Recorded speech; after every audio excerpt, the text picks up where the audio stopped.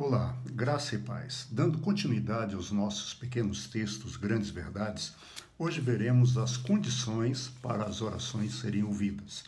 Em 2 Crônicas 7, de 11 a 14, quando Salomão termina a construção do templo, o texto diz assim: Quando Salomão acabou de construir o templo do Senhor e o palácio real, executando bem tudo o que pretendia realizar no templo do Senhor e em seu próprio palácio, o Senhor lhe apareceu de noite e disse: Ouvi sua oração e escolhi este lugar para mim, como um templo para sacrifícios. Se eu fechar o céu para que não chova, ou mandar que gafanhotos devorem o país, ou se o meu povo ou se enviar sobre o meu povo uma praga, se o meu povo, que se chama pelo meu nome, se humilhar e orar, buscar a minha face e se afastar dos seus maus caminhos, dos céus ouvirei, perdoarei os seus pecados e curarei a sua terra. É interessante vermos que Salomão concluiu a obra do seu governo. O governo de Salomão, todo governo, todo reinado, ele tem uma obra que o caracteriza. A obra que caracterizou o governo de Salomão foi a construção do templo. Passaram-se 7 anos, ele construiu o templo, construiu o palácio, e quando ele terminou, é interessante que o texto diz que ele fez tudo com muito cuidado, com muito zelo. Então, ele terminou a obra do seu governo. Era uma obra magnífica. E é interessante que Deus diz para ele: Salomão, você construiu, mas eu escolhi. Não basta nós construirmos, é necessário que Deus escolha.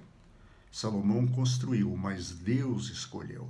A escolha foi de Deus. Muitas vezes fazemos muitas coisas para Deus, mas Deus não as escolhe. E Deus não as escolhe porque nós não fazemos de todo o coração. Deus não as escolhe porque nós não fazemos para Deus, nós fazemos para o nosso próprio nome. Salomão, ele fez para Deus, por isso ele construiu e Deus escolheu. É interessante também notarmos que Deus diz a Salomão que poderia acontecer algumas consequências da desobediência dele e do povo.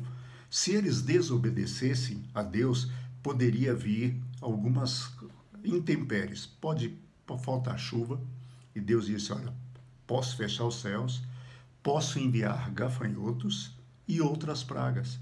Ou seja, a desobediência ela tem consequência. Aí você vai falar: bem, mas nós vivemos no tempo da graça. Ótimo, o tempo da graça não implica falta de obediência a Deus, não implica não termos mais consequência pelos nossos pecados. Não, espera aí.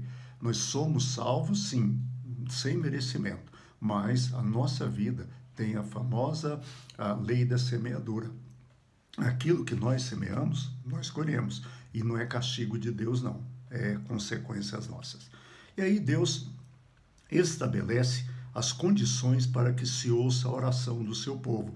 Primeiro, Deus disse: se o meu povo, que se chama pelo meu nome, se humilhar. Humilhar diante de Deus é reconhecer a nossa pequenez, é reconhecer a soberania de Deus. Deus é Senhor, Ele faz, Ele pode todas as coisas. Em 1 Pedro 5,6 diz: portanto, humilhem-se debaixo da poderosa mão de Deus, para que Ele os exalte no tempo devido. Nós, num ato de grande sabedoria, o que nós podemos fazer é nos humilhar diante da poderosa mão de Deus. Tiago 4,7 diz: portanto, submetam-se a Deus, resistam ao diabo e ele fugirá de vós. Submetam-se a Deus, aceitem a Deus. Segunda coisa que Deus diz: esse povo que se chama pelo meu nome, orar. Se tem uma coisa que o povo de Deus deve fazer, é orar. Orar é falar com Deus, orar é buscar a Deus, buscar a direção de Deus, e nós precisamos fazer isso. E a oração, quando Jesus nos ensinou a orar, ele ensinou a orar ao Pai Nosso, e ela começa: Pai Nosso que estais nos céus. E aí vem: santificado venha o teu reino, seja feita a tua vontade, assim na terra como nos céus. E aí, essa é a oração que Deus quer, uma oração que reconhece a grandeza dele. E o Pai Nosso termina: pois teu é o reino, o poder e a glória para sempre. Amém.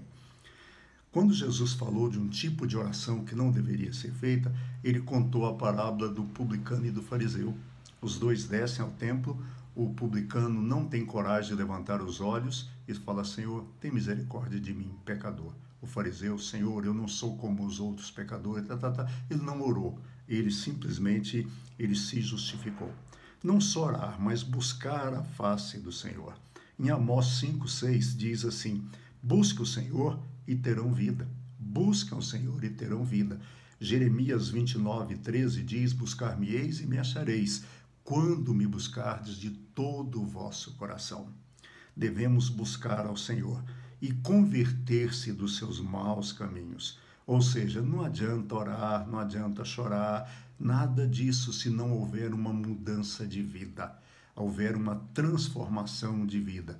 Romanos 12:2, Paulo diz: e não vos conformeis, não assumi a forma deste mundo, mas transformai-vos pela renovação da vossa mente, para que experimenteis a boa, perfeita e agradável vontade de Deus. Essas são as condições para que Deus ouça a nossa oração. Nos humilharmos diante dele, reconhecendo que ele é Deus e nós não somos nada, orar, buscando a face dele e mudar as nossas vidas, lembrando que a grande mudança quem faz é Deus. Que Deus nos abençoe e até amanhã, se Deus quiser.